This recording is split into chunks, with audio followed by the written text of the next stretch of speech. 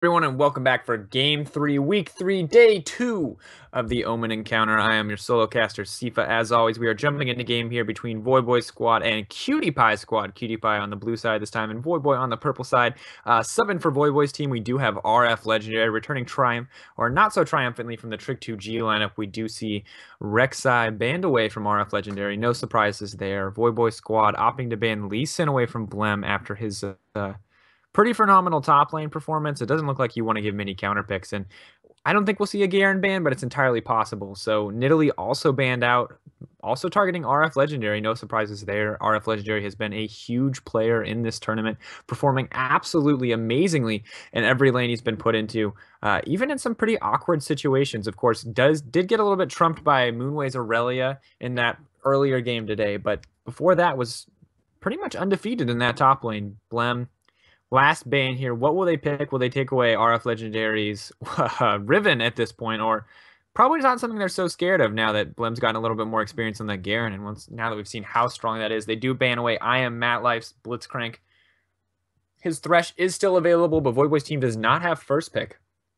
So they do have to be careful about leaving that one available. What will Voyboy opt to ban out here? He can leave open the Annie if he likes, but Blem will most likely take it, if not the Thresh. So this is a really interesting pick ban phase. There's a lot of players that need target bans. Obviously, Zerbic now coming in on the side of Cutie Pie's team. It just came in huge last game on that Graves pick, so they need to be careful with that. They do ban away Thresh. They do take it away from Cutie Pie squad, knowing that even though I Am Matlife is absurdly good at it, it's still just a very, very powerful champion. The downside now is that Blem can pretty much pick whatever he wants. His Lee Sin's taken away, but he also has that Annie available. Janna is also up as kind of a standard safe pick. I've talked previously about how she is the pretty much the strongest universal support in the meta. May not fit as well as certain characters and certain comps, but overall can fit into just about anything. Players still not sure exactly what to decide. We did see Azir banned away from Voyboy squad, not wanting to give that to KT Smurf again. KT Smurf showing some pretty solid play on that. Really overall just a very powerful champion right now. So regardless if KT Smurf is a competent player, Azir is just so very powerful. So it makes sense to ban it out. Blem does lock in that Aurelia. Aurelia, a pretty skill-intensive top laner, does have a little bit of inevitability in that scaling, but you also have to be confident in this character to know when you can and can't win all in engage fights, and at what point you're going to be able to burst someone down. So I'll be curious to see if Blem is once again in the top lane this game, and if he is, how is he going to use this Aurelia pick? It's not quite as simple a champion as Garen, but he did adapt in the last game, and despite me trying to discredit him, he played phenomenally. So I'm pretty hopeful to see how this will work out, and overall an interesting pick. We do see on the opposite side probably the safest two picks to make in the game right now, which are Janna and Corki. Corki, of course, able to go into just about any lane comfortably, not having the best Graves matchup, but outside of that, a pretty solid overall AD carry. And then that Janna pickup for I Am Matlife. Janna, as I mentioned earlier, a very solid all-around support. Smoothie going to opt to pick up that Nami. For those of you who watched IEM recently, Edward had come out and say that he felt like Nami was just an absolutely terrible matchup for or Janna Nami was an absolutely terrible matchup for Nami. But, in my experience, it can go pretty much either way. Nami, at this point in the meta as it stands with all these assassins, is sort of like a lackluster Janna. Her disengage and engage options aren't quite as good, just given how mobile a lot of these assassin characters are, but she does serve a lot of the same purposes. She also has the advantage of having a heal in lane, which can come in pretty huge. Jarvan pick locked in as well. May go to I'm a Cutie Pie, as I'm guessing that he will be jungling again. Jarvan overall.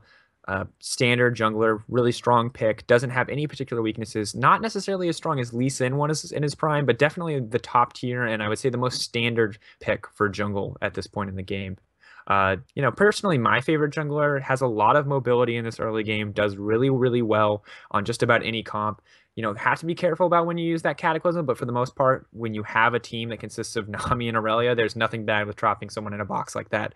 Ethel hovering over jungle picks, not quite sure who they want to give to Sicko Scott at this point. It looks like it might be a Fiddlesticks, which they have to be careful with how they use this pick. There is a lot of hard CC coming out from the side from Cutie Pie's team, but at the same time, it looks like they're responding with a Vi the same way that Cutie Pie did. So curious to see exactly how this works out. Cutie Pie's Vi last game was pretty powerful, did a lot of damage, but was balanced out by the fact that Blem opted to go with a tanky character. So if Cutie Pie once again tries to build this Jarvan in the same way where he builds full damage, he may suffer a little bit in these mid-game team fights because we do see a lot more burst up front on this team. We have Jace most likely in the mid lane for Voyboy. Jace, a very powerful character, fits well in a poke comp, can also all in pretty proficiently in these 1v1 mid lane engagements.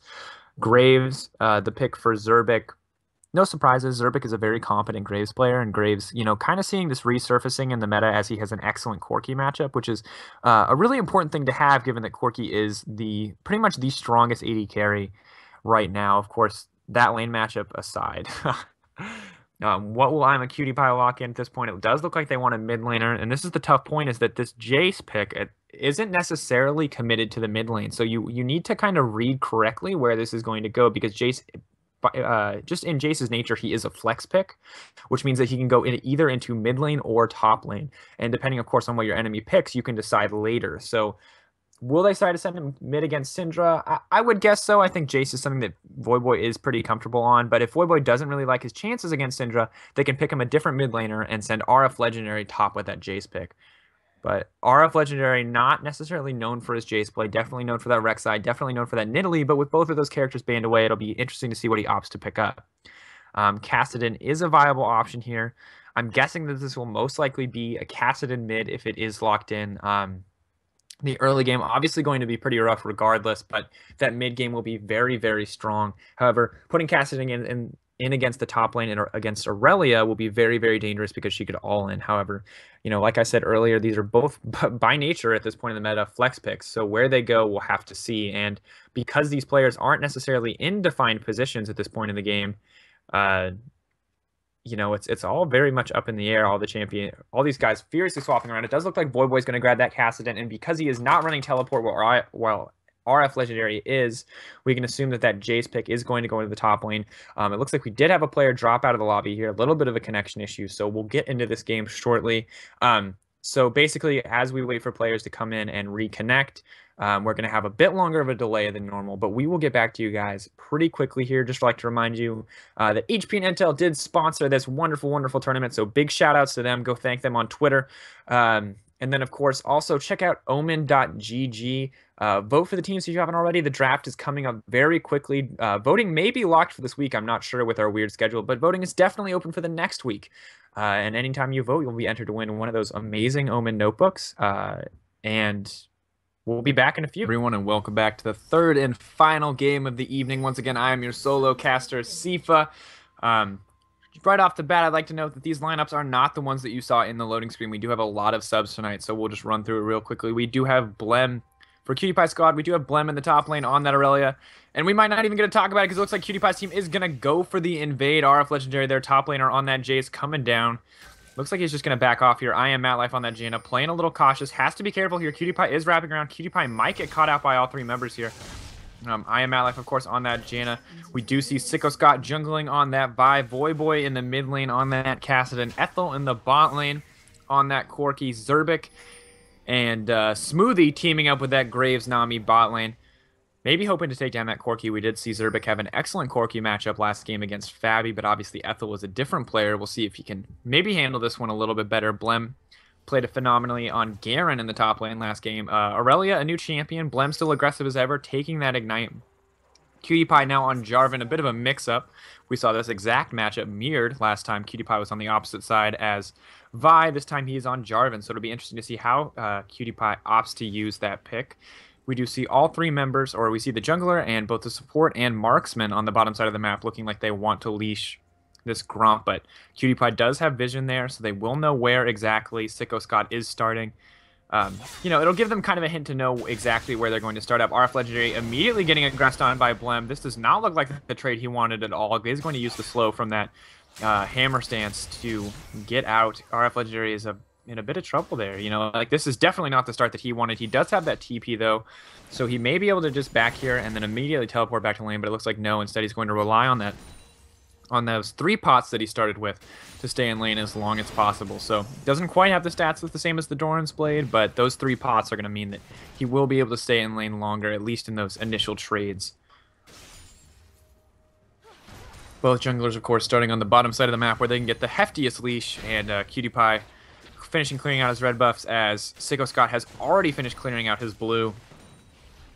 Curious to see where these guys will gank first. It's going to be hard for PewDiePie to gank the mid lane at all, just given how much or how passive Kassadin has to play to survive in this early game anyway. So Voyboy will pretty much always be under turret throughout the course of this game, and there's not really a whole lot PewDiePie is going to be able to do to follow up on that. RF Legendary once again getting engaged on.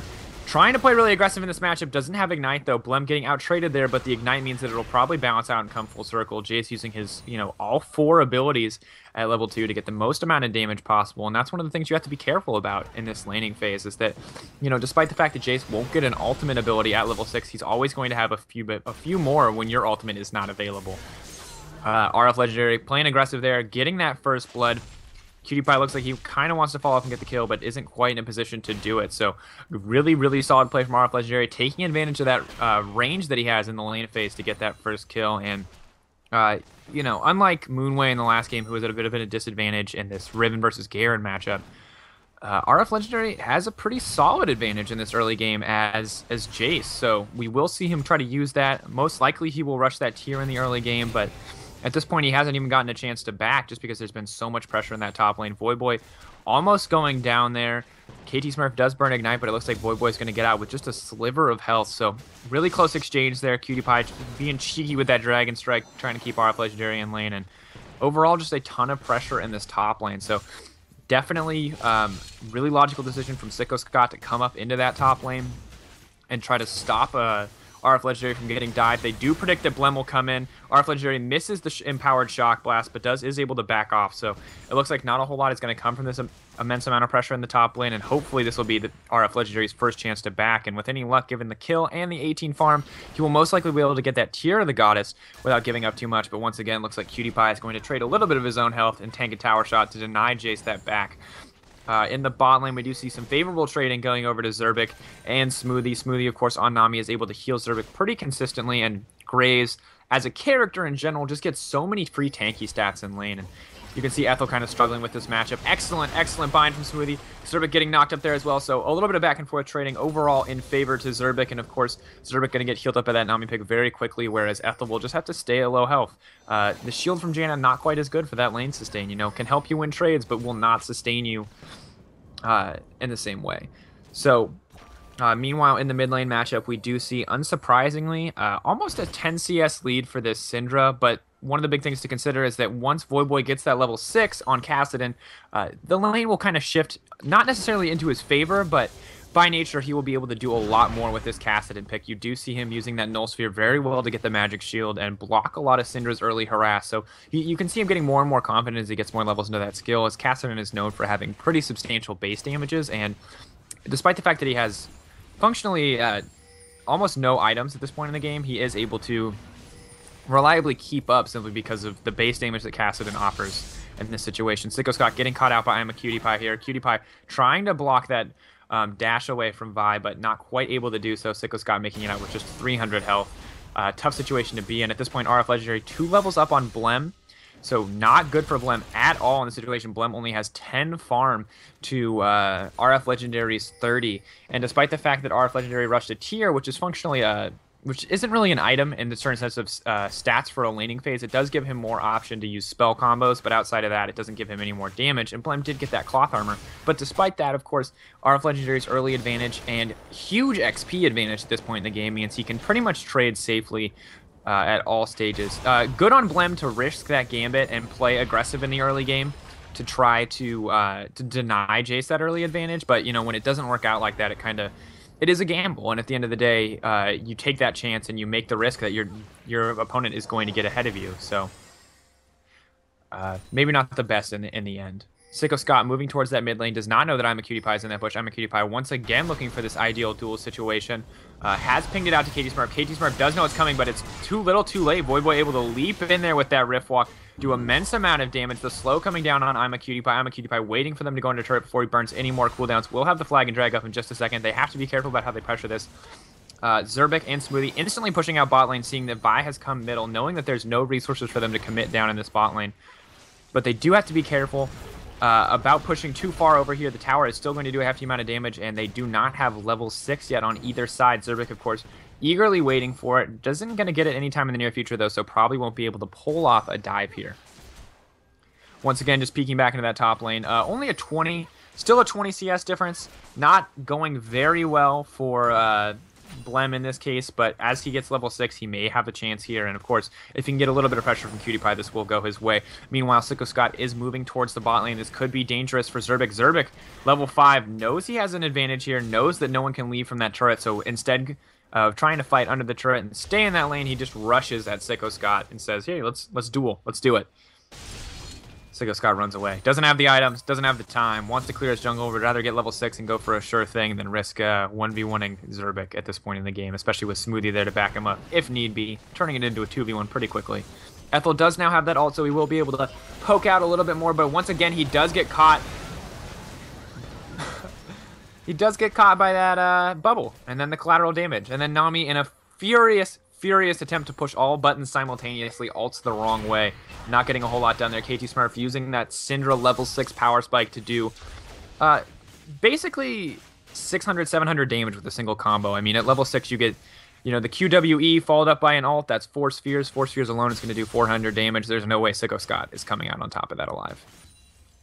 RF Legend in the top lane playing very defensive, trying to zone Blem off his farm as much as possible, knows that this Aurelia pick will outscale him in the long run, and is hoping to utilize this Jace pick in the mid game for something more when he does have that advantage. Tyr charging up very well. At this point in the game, you do see that it has, well, actually only about 89 stacks, so not insanely well, but he is able to get something with it. Does have to play a little conservative, advances mana. Cutie Pie is going to jump in here, most likely will use Cataclysm, does RF Legendary going all in on this, knocking Cutie Pie back into the turret. Cutie Pie flashes out, trapped by his own Cataclysm, but luckily for him, the turret doesn't have quite enough attack speed to take him down. So, good kill from the team.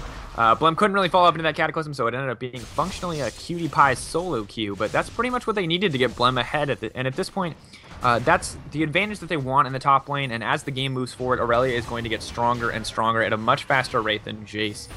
Voyboy taking a lot of damage in that exchange, Zerbic taking some CC of his own, but doesn't seem too phased, does have a lot of sustain in this lane, and once again is very, very safe. We do see Sicko Scott in the mid lane. They are going to go for KT Smurf, trading kills back and forth. That is 1-0-1 for Voyboy, a good place to be. 64 farm to Syndra's 69. Voyboy has caught up completely, and has pretty much mitigated this weak early game. Doesn't really have ideal items. You do see that Ruby Crystal and Blasting Wand, nothing completed yet. Most likely he will go for that Rod of Ages, a pretty strong item, but it does take a little bit while to power up. Ethel, determined not to tank every bubble in the game, flashes out of that one, even if it may not have spelled the end of his life. Graves still does, of course, have collateral damage, but Ethel has almost no summoner spells. You do see all 5 members of Voyboy's team now moving for the dragon, knowing that they put a lot of pressure down in that bot lane, and feeling pretty confident in this fight given the advantage that RF Legendary has accrued in the top lane, and given the fact that they were in just a much better position to take it. Nami Wave does come through, but it's not going to get them a whole lot. Zerbic does get tanked down here. Does tank the Phosphorus Bomb, the Null Sphere coming in a little late, but still doing a lot of damage. Voyboy will chase, has to be careful here though. Does pick up that kill, the Exhaust coming out from Smoothie, but not really doing a whole lot there. Voyboy may burn the last of his mana to teleport into this turret. Cutie Pie looks like he may try to follow up. Ethel leaping out. Blem gonna try to solo Ethel, but it doesn't look like it'll go too well, despite the fact that I Am Mat Life doesn't have too much mana. Of course, Voyboy burning the last of his mana to ult under that turret and kill Smoothie, but of course with Cutie Pie there to flag and drag combo and knock him down, he's able to pick up that kill on Voyboy for himself. KT Smurf once again using that immense power spike from Syndra, and an immense amount of damage she can do with her ult to pick up a kill, no problem. Ethel has to be careful here. Cutie Pie does go down to RF Legendary, and what is just an absolute bloodbath, going from almost no kills on the map to 5 to 7. So huge fight for both teams. Dragon will still go to Voyboy's squad, so good rotations from them and good decision making. And overall, despite the fact that Voyboy may have overextended, the rest of his team cleaned up very well. KT Smurf, of course, playing very aggressive as always, using his ultimate to the full potential to pick up another kill, and is looking pretty poised to do well in this mid lane. But also at the same time, you know, you just see Cassidy on that Rod of Ages does have a lot more tanky stats. Maybe not the same amount of utility that Syndra does with that Morellonomicon, but probably able to survive a lot more in these team fights, and is looking really strong. You know, at 3-1-1, Voyboy is playing phenomenally, and despite the fact that Cassidy has been nerfed frequently, he didn't seem too scared to pick it, and this has worked out very well for him. Once again, I'm a Cutie Pie in the jungle. This time, not entirely clear which jungle item he is opting for. You know, he does have that finished Kindle Gem, and he also has 2 longswords, so he could go either Warrior with that Brutalizer, or he could go for the Juggernaut to try to get a little bit more tanky stats. So it'll be interesting to see how he uses it. But also with Blem in the top lane, you know, they might need more tanky stats just because Blem is going to build a lot more damage in this early to mid game. QtiePie once again trying to dive with Blem onto RF Legendary. RF Legendary going down very quickly this time. You can see Blem now starting to power up a lot more, and similarly, QtiePie almost with just his base damage alone able to chunk a huge portion of RF Legendary's health away there. So not good ward control from RF Legendary. Did not see that one coming at all, but at the same time, you know, good decision making from QtiePie's squad to go up there and pressure that top tier or that top tower and to create not an advantage for Blem at this point in the game just because of how far behind he is, but to give him a fighting chance in lane and to help him farm safely in that lane, which is pretty much the greater concern at this point, given that Aurelia will scale up much, much better.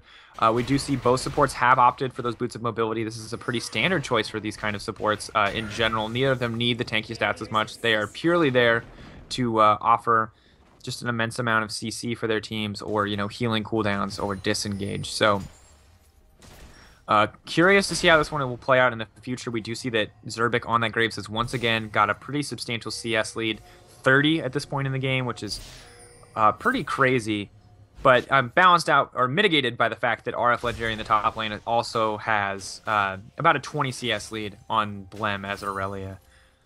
I'm curious to see exactly how this team will play out team fights this game. Their team fight lineup seems much stronger than Voyboy's. Voyboy has this kind of split push poke comp. Jace himself always going to want to poke with those shock blasts before he goes all in. Can function as an assassin if he gets enough damage, but it's much easier for him to win a team fight if he can poke down initially. The high mobility coming out from Sicko Scott and Voyboy means that they will both excel at making picks and kind of using their mobility to their advantage, whereas, you know, on the opposite side, QtiePie's team, much less mobile, but a lot more raw power as far as team fights are going to go. You know, you have Syndra, who's pretty much always going to be able to kill one person at any stage in the game. And, of course, Blem, as he starts to scale up, will maybe be able to, like, solo carry team fights. And, I mean, unsurprisingly, Zerbic, as always, is performing phenomenally on Graves and has a pretty substantial advantage. You do see him diverting his build path to go for that Brutalizer. Does want a little bit of cooldown reduction, may not have been able to finish the IE outright and just wanted to get as much of a lane advantage as he can. On the opposite side, Corki, of course, has that Phage and that Sheen. Not a finished Triforce, but one that may help him keep up in the damage fight. QtiePie once again going in onto Sicko Scott. RF Legendary there to follow up. QtiePie tries to escape with that Cataclysm, but unfortunately is immediately ulted out by Sicko Scott, and they do pick up that kill. So good decision making from the team overall. A little bit too aggressive from QtiePie to try to meet and fight in that jungle, and no real response from Blem is a little bit shaky for the team as well. Good disengage from I Am Matlife with that Tornado, but either way, neither side going to get too much from it. You can see Voyboy playing a lot more confidently in this mid lane, knowing that the shield from his Null Sphere will mitigate a lot of Syndra's damage, and Syndra without a level 11 isn't going to have enough burst to take out Voyboy here. Once again, that Null Sphere is just so strong, and when Voyboy can cast every single one of his spells in quick succession with almost no response available from the opponent, you know, he's going to win that mid lane, and he's going to win out on those trades, and that's RF Legendary going all in on Blem here. Does burn all of his cooldowns. Blem is knocked away by RF Legendary, but RF Legendary does not have the Ignite at this point. Does not die to the Ignite, by the way. Goes down to almost no health and is now attempting to farm safely in this lane. At this point, any engage from Blem will kill him, but on the same time, Blem also himself has to be careful. Voyboy does go in all the way on KT Smurf. Will get caught out here by Smoothie and Zerbic, though, by the looks of it. Is waiting just a last couple seconds for Riftwalk. Does get it out. Blem takes out RF Legendary with the help of QtiePie, and Zerbic and Smoothie taking out Voyboy in that mid lane. So excellent play from QtiePie's team to pick up those kills, to punish Voyboy's team for going just a little bit too aggressive in that laning phase. Of course, Syndra, or KT Smurf on that Syndra pick isn't going to get too much of an advantage from those kills, but it's an even bigger advantage to Zerbic. And from what we've seen from Zerbic in the past, he's a player that can carry a game and that can carry teammates, especially on the Grace pick. Oh my gosh, flag and drag combo over the wall from QtiePie. Excellent read. Smoothie following up with that ultimate despite the fact that it didn't hit anybody. Jaina was already dead. Zerbic does too much damage at this stage in the game, so good movement from the team. They will not opt to try to take that tower. Instead, going to go for this dragon at this point in the game. Voyboy and RF Legendary speeding down. RF Legendary's teleport is available. You do see him teleporting to back up Ethel at this point. They'd have a lot of poke here, so if you see QtiePie's team immediately backing off, and this is because if they had opted to go for the dragon, they would have been poked down and then eventually killed, because they're not going to be able to get the hard engage situation they want while simultaneously taking dragon. So you will see them now kind of start to roam back in, but they're split on both sides, so good decision from them not to go in Splitting in a team fight like that is really dangerous, especially against this Vi, especially against this Kassadin, who, if you're caught out alone, they will kill you every single time. RF Legendary also able to back that up. Sicko Scott immediately going in. KT Smurf flashing under tower to make sure he takes some damage. Blem gonna get poked down here. Voyboy following up with that ultimate, and overall excellent play. Good decision making from KT Smurf to flash under tower to try to get as much damage down on Sicko Scott. If he had not done that, they would not have even gotten the Sicko Scott kill, but at the same time, Blem a little bit of sloppy play, getting caught out there, and not quite what they wanted. Once again, this Aurelia pick will scale up, but it's going to scale a lot slower if you keep dying and if you're not available to farm in these lanes at different points of the game. We do see a little bit of a pick set up here by Voyboy. As RF Legendary pushes in at low health, you see Voyboy waiting in the wings, full health, full mana. They will see Zerbic coming in here. Voyboy's going to play 100% aggressive here. Oh my god. Wow. So immense amount of burst damage coming out from Voyboy. He does have that needlessly large rod, and RF Legendary using that knockback to keep Graves away. If Graves had had the collateral damage there, that may have gone a different way. He would have been immediately able to ult and maybe turn it into a 1-for-1, but because of, the excellently synchronized play from Voyboy and RF Legendary, they're able to get that kill for free. So this is the pick comp that they wanted. This is how they want to play this comp, is they want to keep getting those kills and looking for those small advantages. And at this point, despite not having an immense gold advantage, you do see the gold on their team is where they want it. I mean, you've got Voyboy with an immense amount of gold means he can do an immense amount of damage, and similarly, we also see Jace and Corky with the majority of the rest of the gold on the team. So, Voyboy has to be careful here. Jaina immediately ulting to push the rest of the team back. No follow-up there. Voyboy has to rift walk out. Does take a lot of damage regardless. Corky, meanwhile, on the bot lane. Ethel split pushing out that turret, and QtPie's team a little salty after not picking up that Voyboy kill. Not going to get anything off of that, and having to give up a turret in that case is not good for them. You can see Zerbic now opting to go for the Youmuu's Ghost Blade. No surprises there. It's an excellent dueling item, and it's going to be very important when you come to fight Jace in these late game team fights, because despite the fact that in a sustained team fight, Zerbic will always do more damage, Jace's nature as a character and his nature as an ultimateless character with 2 forms means that he is just kind of adept at these dueling situations because he has so many abilities with such high base damages and, quite frankly, with such good scaling. So, Zerbic mitigating a little bit of that dual strength by opting for the Youmuu's Ghost Blade, which will give him a lot of bursts of power in specific situations, and going super aggressive on Imaqtpie here. They know that Imaqtpie has no ultimate available. KT Smurf trying to throw out that Scatter of the Week, but not getting anything with it. Once again, QtPie's team looking for these picks, struggling to find them. As I mentioned earlier, so much mobility from Voyboy's lineup and so much disengage with that Jaina pick means that it's hard for them to get the situation that they want as far as fights go. Voyboy's team, though, ready to push down this mid lane. They don't really have their flanks warded, but they are not too scared given how low their opponents are, or rather how many cooldowns their opponents have burned. And at this point, QtPie's team just having to back off. Not an ideal situation for them, but better than trying to force a team fight on poor terms. Blem playing hyper aggressive as always. This time not paying off quite so much, but also not losing anything for it. Getting a couple cooldowns. No real cost for either side there. Zerbic once again joining the squad, so strong at this point in the game. Brutalizer and Infinity Edge able to do so much damage, and you see Voyboy's team, Imaqtpie specifically, dropping down that ward. The follow-up is immediate after they land that Scatter of the Week. Zerbic going in instantly on Ethel. Ethel going down to KT Smurf. KT Smurf doing so much work in this team fight. QtPie goes in again. Sicko Scott ulting because he knows he's dead anyway. Tries to trap someone under the turret as long as possible. Excellent response from this team as a whole. RF Legendary coming around from the side cannot go into the meat grinder to this, all 5 members of the team, despite 2 of them being low. So really good pick off by KT Smurf to get that Dark Sphere into Scatter of the Week, and then QtPie immediately following up with the EQ into Cataclysm. So absurd confidence coming in from that team fight. Zerbic doing so much damage, the rest of the team offering so much CC, and then KT Smurf, choking, I believe, Ethel behind the turret and forcing him to wander away from Zerbic on that very specific path, allowed him to land that Dark Sphere very easily. So good positioning from KT Smurf and Zerbic to force Ethel into that sort of that funnel that is like alongside the turret. So overall, very solid play from QtPie's team. And once again, I'll say this again, that this is the strongest QtPie lineup we've seen since the start of this tournament. And QtPie's team overall just looks to be poised to, they just make a lot better decisions. And despite the fact that they will trade 1-for-1 overall after RF Legendary and Voyboy respond with that turret, their confidence and their playmaking abilities are looking so much better. Blem as a top laner is doing so much better than Blem ever did as a support, and I think this is the role that they want Blem in. And, you know, PewDiePie picks Blem first just about every time, and now that Blem's in the top lane, Blem is actually doing something in his team fights. Now that Blem has farm, he can play as aggressive as he wants to, and despite the fact that he may not be inclined to take teleport, he's still doing a lot of things on the map that are helping his team out immensely.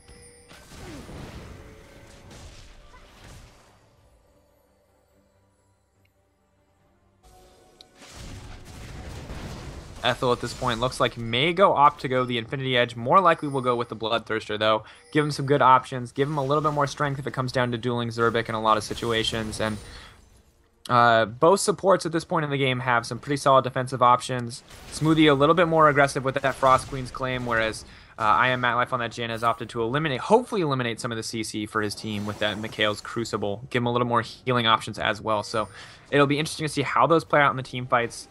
Frost Queen Claim gives you a lot more catching potential, whereas Mikhail's Crucible gives you a lot more disengage and a lot more sustain in these team fights. KT Smurf does have that Scatter the Weak available, may look to pick to start a team fight again here. But once again, they do have to be careful as far as how they fight these team fights, because, you know, if they don't get a solid engage, things will not go their way. I Am Matlife a little bit off to the side here. This could be dangerous for him. Zerbic getting caught out. Good target priority to take out Zerbic. I'm a Cutie Pie will use the Cataclysm and immediately flash out. Voyboy follows up. Sicko Scott almost going down, but not quite. KT Smurf tries to blow everything on Voyboy. Voyboy does mitigate most of the damage with his passive, though, along with that Null Sphere. Voyboy picking up one more kill. Blem sneaking in to grab a kill, but will do so at the cost of his own life. So, triple kill for Voyboy in that Kassadin. Kassadin coming in so strong. Excellent team fighting decision to take out Zerbic in that beginning of that fight, despite the fact that you know, Zerbic has all that farm. He cannot keep himself safe in a lot of these situations, and that's part of the reason why I talked about how Nami was weaker in this meta against these assassin kind of picks and against these heavy damage kind of picks, is that her disengage options are so much more limited than Janna's. You know, you press R with Janna on that Monsoon, people are going to get knocked back, but at the end of the day, Nami, you have to target that Tidal Wave, and the Tidal Wave is very slow, so it's much less effective against these picks like Kassadin, and that will be the third dragon for Voyboy's team. They will get that movement speed buff, which will, like on most teams, come in pretty huge. I mean, combining with that Janna in these team fights, and they're pretty much uncatchable in a lot of these situations. So, overall, impressive team fighting decision. Voyboy opting to go with the Boots of Lucidity, trying to get as much cooldown reduction as possible. Hasn't itemized into too much mana. It does not look like he will go for a tier at this point in the game. Kassadin's Riftwalk, of course, scaling with mana now, but not, you know, not the end of the world. As long as he has that blue buff, he should still be able to get the most out of his character's mobility despite the high mana cost. RF Legendary moving in. Looks like they might try to get another pick on Zerbic. Zerbic getting caught out once again here. You know, you can see exactly how much damage he did right there. Almost, you know, took out half of two players' health bar. Very efficient. Used a lot of that AoE damage from Graves. But if he keeps getting caught out like this, the huge advantage that he developed for himself in the early game will be useless. And now you can see, like, him going from having an impressive stat line to 2, 4, and 4. So, tough to be Zerbic. And good identification from, once again, from Voyboy's team to pick him out there. They will not, however, try to push for too many objectives with this at this point in the game. They didn't really have waves pushed out, and there's not really a whole lot available. And it's not necessarily too early in the game to go for Baron, but it's a huge commitment of resources, and it's not one that they necessarily want to make.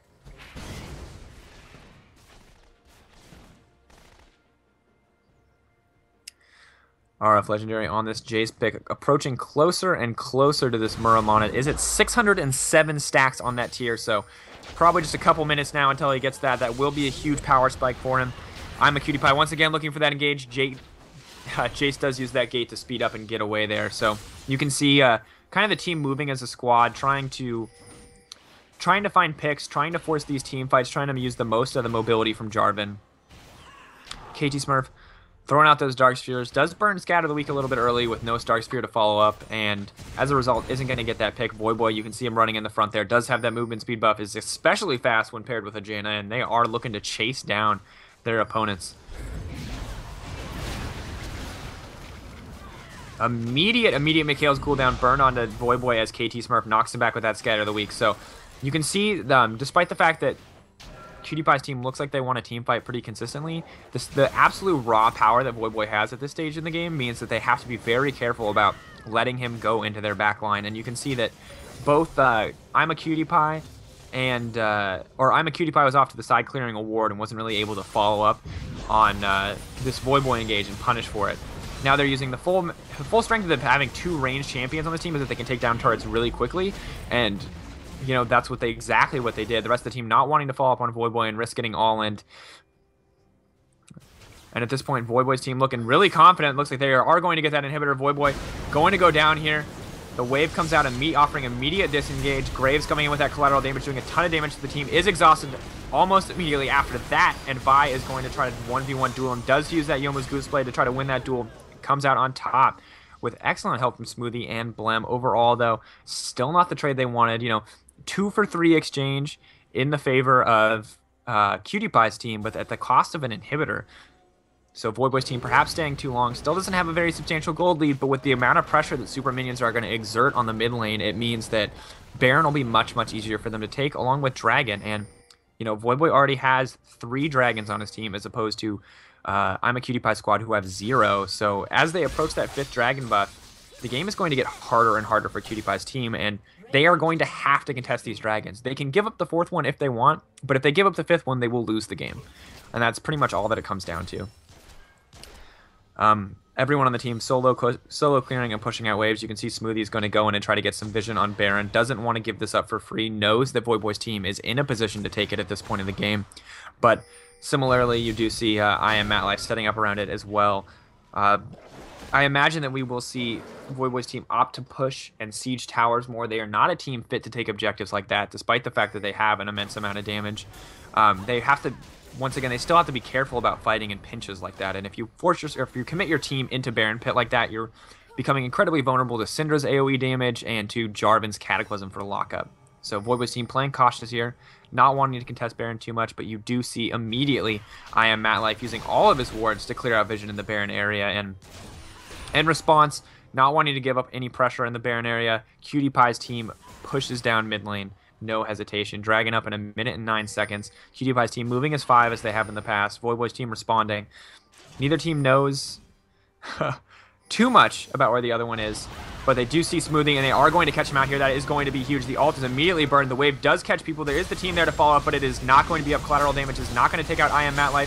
Zerbic immediately going to get picked off at the cost of Sicko Scott's life. Voyboy following up on KT Smurf. KT Smurf not going to have enough damage to take out Voyboy. Ethel following up as well, taking down KT Smurf. Qtpie looks like he will go down here. Voyboy, of course, just so strong at this point in the game. Ethel picking up the slack. 6, 2, and 8 now. Chasing down Blem. A little bit foolish to chase Blem at this point. It looks like they're poised to end the game. 4 members down on the enemy team, 11 seconds on Nami, but more than 20 on the rest of the teammates. So curious to see exactly how Voyboy's team will utilize this advantage. Looks like Voyboy is still determined to catch Blem. I'm actually interested. I don't know if Voyboy can win this fight. You know, Voyboy is very far ahead, but obviously Aurelia is just so very strong in these kind of situations. So who exactly is going to win this team fight or win this fight, it's not clear. Blem is going to try to run away, but it looks like Ethel is here to follow up, so we won't even get to figure out if Voyboy's going to win. Ethel doesn't even look like he wants to participate. He says, here, I got my assist, Voyboy. You can have this 1v1. And then Ethel... Voyboy burns the flash. Voyboy burns the flash.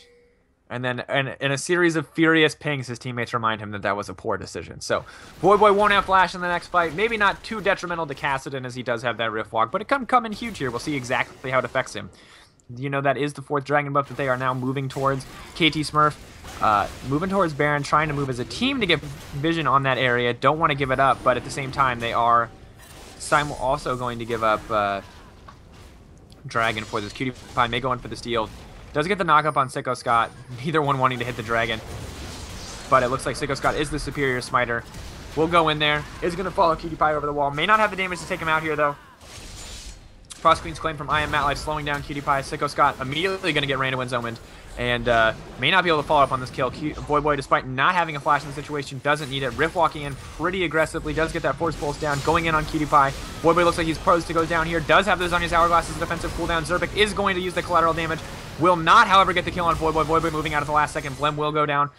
Sicko Scott in the front line did use his Random Winds cooldown. Smoothie getting caught out here. Ethel doing so much damage. Ulting over to the wall, or sorry, Valkyring over the wall to get the kill there. Zerbic playing very aggressive. May get burst out by RF Legendary here. Voyboy coming in for just a bit of damage before tanking the turret. Zerbic Not quite able to get any kills there outside of RF Legendary, and this looks like it could be GG for Voyboy's team. But once again, we do have Syndra up in just a few seconds, and despite the fact that Voyboy has built a pretty defensive lineup, I can't imagine him not dying to Syndra's ultimate at this point in the game. So it looks like instead they'll just settle for that second inhib. Gonna back off, and at this point with 2 inhibs down, especially the mid and the bot inhib, it's going to be very, very hard for PewDiePie's lineup to contest this Baron buff. You know, Zerbic still playing phenomenally, still having a huge presence in this team fight, but not getting the team fight he wanted, and not really having the amount of peel he needs against Voyboy's Kassadin pick. So, tough game for him. Started out so strong and is starting to fall behind, and then, of course, Ethel, you see on the opposite side, is now doing phenomenally. Very similar itemization to Graves at this point in the game. Youmuu's versus Triforce, and I think Triforce is just a little bit stronger and, of course, a lot more expensive. So, gold advantage to Ethel for sure, and has just been coming in so huge in those team fights. You also see that RF Legendary has finished both the Bloodthirster and the Muramana is now, or the Manamune is now fully stocked. It has become Muramana. Voyboy going to pick up that blue buff, which is just so relevant in these team fights. And as we move forward, it's going to really come down to, can PewDiePie's team either get the pick on Voyboy or a similarly strong character or a similarly strong player like Ethel, or can they force a 5-man team fight where they have advantage and where Cataclysm does lock up high priority targets? Because PewDiePie looks like he is going to try to get this one. Does immediately get knocked back by that Monsoon. RF Legendary throwing the Shock Blast out in left field. Not going to get anything with it. Right field. I'll learn what the directions one day. Sicko Scott not going to get engaged on Zerbic, despite burning that Youmuu's, is going to find that Voyboy's there to follow up, and Voyboy pulling that Messiah play, going in, is all out for the team, and will go down to KT Smurf. KT Smurf now has enough damage to get that kill, but they have to be careful about fighting this pinch. Jace is just so strong, and it's going to offer so much damage for them. Blem getting caught out here. No team member has the flash to follow up. Sicko Scott will ult in on Zerbic, denying them a little bit of damage. Ethel is now godlike. PewDiePie hot feet dodging every one of those skill shots. Sicko Scott wants to go in, but doesn't quite have the tanky stats to resist here. Ethel is going to get that top turret in the meantime. However, Zerbic, hungry for blood, goes back in, seeing so many low opponents, and good dodging from PewDiePie, honestly, more than anything in that fight. Should have gone down there, but did see it all coming. They did have that vision ward. RF Legendary and Sicko Scott looks like they want to take down this turret. You will notice that Jace does have that elixir, giving him the bloodlust, giving him extra 20%. And the 1-for-1 there, believe it or not. Corki using that immense amount of burst damage versus Graves. Pretty consistent sustained damage without cooldowns, so. Good 1-for-1 for Corki. Really bad 1-for-1 for Zerbic at this point in the game. They do give up Baron, and this is going to be huge for them, because with those Baron buff empowered minions, with all 4 of the Dragon buffs they currently hold, they are poised to win this game. And Dragon will be up soon, you know, just a couple minutes away. And if they can get that 5th Dragon buff, it's GG. The advantage will be too substantial. So at this point, just a waiting game. Once again, PewDiePie's team very far behind at this point in the game. You know, almost 10k gold, and this is the kind of lead we're used to Voyboy's team getting in these games, because they play so confidently, and despite the fact that they may fall behind in the early to mid game, they always make good decisions as far as when to engage and how to force team fights. And I think that is their strength overall as a team, is that they make good decisions, basically. And Voyboy, of course, at the head of the team, making those calls, using the mobility from the Kassadin pick to engage whenever he would like, and just an immense amount of strength. PewDiePie may catch out RF Legendary here. RF Legendary gonna just back off Sicko Scott there to try to follow up. Sicko Scott does have the GA, but RF Legendary just is too much damage. Sicko Scott ulting into Zerbic. Zerbic going to get taken out here by Voyboy and friends. Smoothie gonna go down here as well. Blem in the back, running, trying to keep up with them, trying to get to someone squishy, but just surrounded by all 5 members, unable to do a thing. Taken out almost immediately. They will go for this mid lane inhibitor. Will they go for the base? We will see. PewDiePie standing on a ward at all times. Voyboy, per Voyboy tradition this game, chasing down PewDiePie. Hungry for blood as ever. 12-4, but it looks like the team as a whole, with that wave of supers, will push down consistently. Meanwhile, RF Legendary TPing into the top lane, maybe to try to stop PewDiePie from backing. I think they just want those kills. They know they're going to win it at this point. They're just trying to style on him. Sicko Scott will go in. Ethel looks like he wants that one last kill.